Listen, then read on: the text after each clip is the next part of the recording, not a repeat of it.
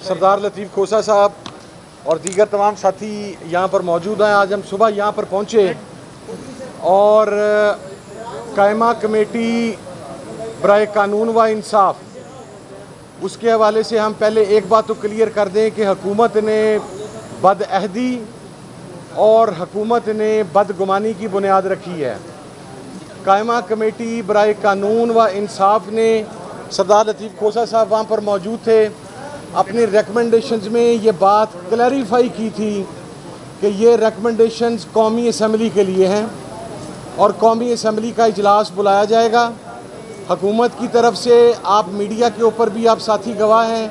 ये ख़बरें चलती रहीं कि वज़ीर आज़म ने समरी अरसाल कर दिया है प्रेसिडेंट को, लेकिन इजलास नहीं बुलाया गया कौमी असम्बली का। पंजाब हुकूमत की तरफ से एक पटिशन दायर की गई और यहाँ पर कहा गया कि वफाक ने को रिक्वेस्ट की है। हमारी इंफॉर्मेशन के मुताबिक, हमारे पास अवेलेबल रिकॉर्ड के मुताबिक, वफाक कोई बात नहीं कह सकते उसमें मुद्दई है या नहीं। ये रिलाय कर रहे हैं पटिशन पंजाब गवर्नमेंट की, जो कि मेलाफाइड इंटेंशन थी इस हुकूमत की, और जो रिकमेंडेशन थी सरदार लतीफ़ खोसा साहब उसके कानूनी पहलुओं पर तज़किरा करेंगे। That was unanimous. मेरे साथ शफकत आवान साहब भी हैं जो वहाँ पर कमेटी में, लॉ एंड जस्टिस की कमेटी में मौजूद थे, हमारे सरगोदा से MNA हैं। वहाँ पर यूनानिमसली ये बात कही गई थी कि ये दोनों फैसले, मेन फैसला और इसकी रिव्यू, ये दोनों फैसले रिवर्स करने के लिए मुकम्मल तौर पर हुकूमत, कौमी असम्बली हुकूमत को सिफारिशात भिजवाएगी और हुकूमत उसके बाद रिव्यू, कम्पैरेटिव रिव्यू दायर करेगी। ऐसे नहीं हुआ। अभी भी जो फ़ैसला सुनाया गया है, अल्लाह करे कि उसके अंदर से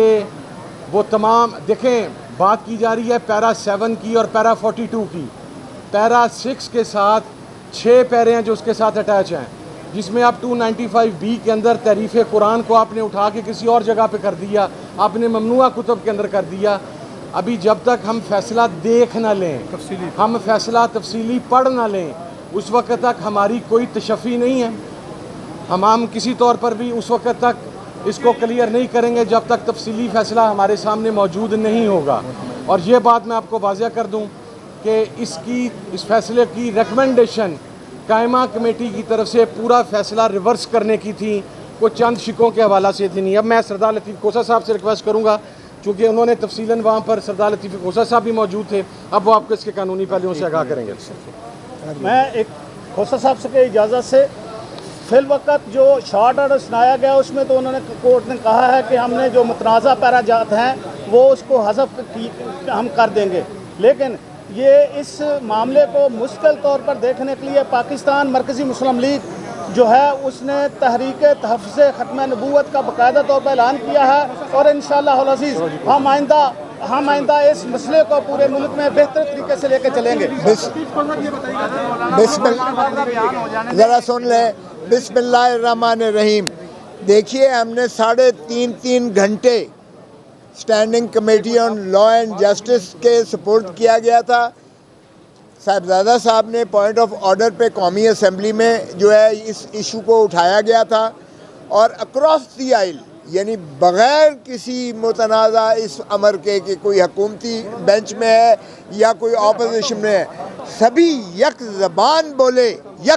बोले कि ये इस्लाम के ख़िलाफ़ साजिश है,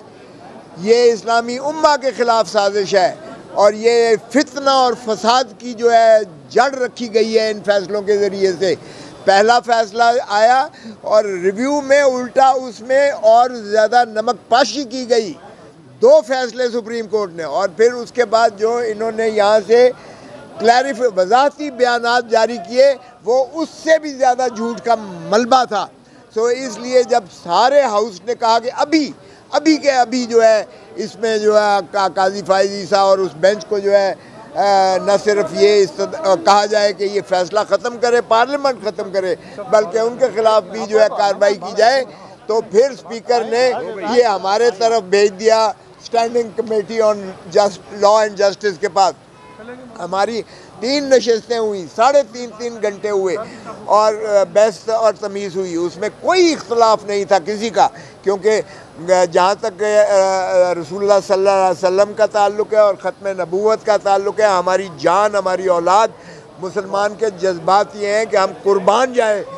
ان کی آنچ نہیں آنے دے سکتے اور نہ تصور کر سکتے ہیں۔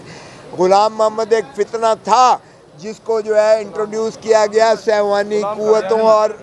قادیانی، جنہوں نے انٹروڈیوس کیا گیا اسلام کو کمزور کرنے کے لیے۔ یہ اسلام کے خلاف ایک بین الاقوامی سازش تھی، مسلمان دشمن عناصر کی سازش تھی، اور اس سازش کے شاخسانے میں آپ دیکھیں کہ 1974 میں اس میں ترمیم آئی آرٹیکل 263 میں، اور ان کو جو ہے